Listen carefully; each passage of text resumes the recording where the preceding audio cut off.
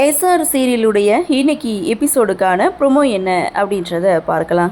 மாயா ஒரு பக்கம் ரிவெஞ்ச் எடுக்கும்போது புவனேஸ்வரி சும்மா இருப்பாங்களா? அவங்களும் தன்னுடைய ரிவெஞ்சை காமிக்க ஆரம்பிக்கிறாங்க.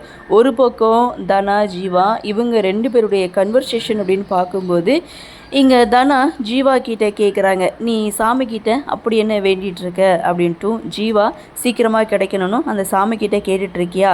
ஜீவா சீக்கிரமாக கிடைச்சாதான் அம்மா அப்பாவுடைய பிரச்சனை தீரும்னு நீ யோசிக்கிறியான்னு ஜீவா கிட்ட, அதாவது கதிர்கிட்ட கேட்கும்போது கதிர் ஆமாம் உனக்கு எப்படி தெரியும் அப்படின்னு சொல்கிறாங்க. ஸோ அப்போ தனா எனக்கு ஜீவா யாருன்னு தெரியும்னு சொல்லும்போது கதிர் செம்ம ஷாக் ஆகுறாங்க.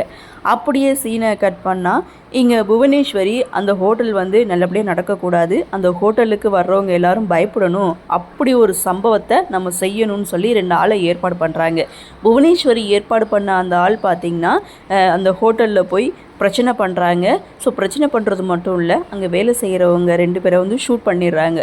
ஸோ அதில் போலீஸ் இந்த ஹோட்டலை எடுத்து மூடிடுறாங்க. ஸோ நடு ரோட்டில் இவங்க எல்லோரும் நின்றுட்டுருக்காங்க. புவனேஸ்வருடைய என்ட்ரி. ஸோ எப்படி உங்களை ரோட்டில் நிறுத்துனேன்னு பார்த்தீங்களா? என்கிட்ட வச்சுக்கிட்டா இப்படி தான் நடக்கும், எப்படி இதுலேருந்து மீட்டு மாறீங்கன்னு நானும் பார்க்குறேன்னு சவால் விடுற விதமாக இங்கே மாயா கிட்ட பேசும்போது அடுத்து மாயா என்ன பண்ண போகிறாங்க அப்படின்ற எதிர்பார்ப்போடு இந்த ப்ரொமோவை முடிச்சிருக்காங்க. செம்ம இன்ட்ரெஸ்டிங்காக தான் போயிட்டு இருக்குது.